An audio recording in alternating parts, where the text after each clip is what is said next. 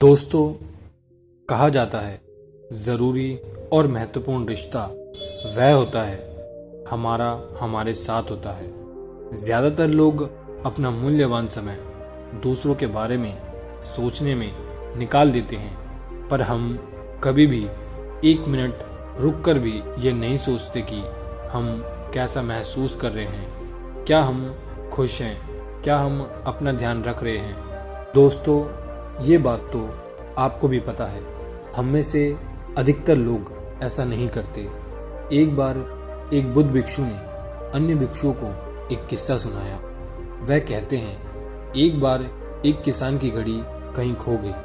वैसे तो घड़ी कीमती नहीं थी, पर किसान उस घड़ी से भावनात्मक रूप से जुड़ा हुआ था और किसी भी तरह उसे पाना चाहता था। उसने खुद भी घड़ी खोजने का भी प्रयास किया। तमाम कोशिशों के बाद भी घड़ी नहीं मिली। उसने निश्चय किया वह इस काम में बच्चों की मदद लेगा। सभी बच्चे इस काम में जोर शोर से लग गए। वह हर जगह घड़ी को ढूंढने लगे, ऊपर नीचे बाहर आंगन में हर जगह, पर घंटों बीत जाने पर भी घड़ी नहीं मिली। अब लगभग सभी बच्चे हार मान चुके थे और किसान को भी यही लग रहा था कि घड़ी नहीं मिलेगी। तभी एक लड़का किसान के पास आया और बोला, आप मुझे एक और मौका दीजिए, आप मुझे एक और मौका दीजिए, लेकिन इस बार मैं ये काम अकेला ही करना चाहता हूँ। घड़ी ना मिलने से किसान परेशान हो रहा था। उसे तो बस घड़ी चाहिए थी। उसने तुरंत हाँ कर दी। वह लड़का एक एक करके घर के कमरों में जाने लगा और जब वह किसान के शयन कक्ष से जब निकला तब घड़ी उसके हाथ में थी। किसान घड़ी देखकर खुश हो गया और आश्चर्य से पूछा, बेटा, कहाँ थी ये घड़ी, और जहाँ हम सभी असफल हो गए तुमने इसे कैसे ढूंढ निकाला? लड़का बोला, मैंने कुछ नहीं किया, बस मैं कमरे में गया और चुपचाप बैठ गया और घड़ी की आवाज़ पर ध्यान केंद्रित करने लगा।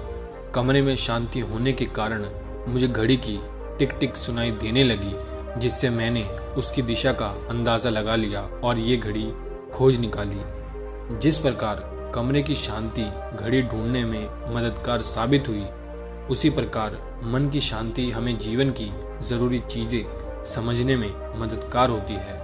अकेले एकांत में रहने से आप अपने अंदर 6 आदतों को देख सकते हैं। पहला, जब आप खुद के लिए वक्त निकालते हैं और खुद को समय देने की कोशिश करते हैं तो आपको अंदर से एक सुकून की भावना आती है जो आपके मन को खुश कर देती है और एक ऊर्जा का संचार होता है। दूसरा, कई बार जब आप अकेले बैठे होते हैं तो आपके अंदर जाग जाती है जो कि शायद काम करते वक्त आपको याद नहीं आती। नंबर दूसरा, कई बार जब आप अकेले बैठे होते हैं तो आपके अंदर जाग जाती है जो कि शायद काम करते वक्त आपको याद नहीं आती।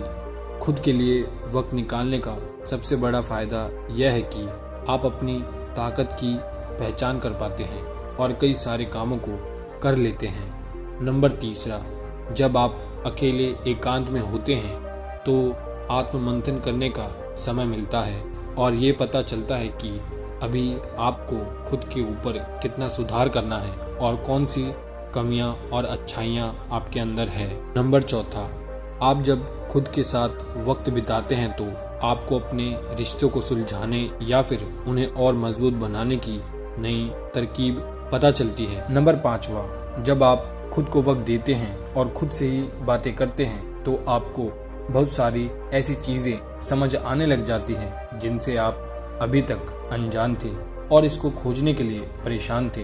आपको खुद अंदर चल रही कई सारी गलतियां पता चलती है जिससे खुद को सुधार कर रूप धारण कर सकते हैं। नंबर छठा, कई बार ऐसा होता है कि दूसरे की ख्वाहिश पूरी करते करते आपको खुद के लिए वक्त ही नहीं मिलता और अपनी पसंद के बारे में आपका ध्यान नहीं जाता। जब आप खुद के साथ वक्त बिताते हैं तो आपको अपनी पसंद और नापसंद के बारे में पता चलता है।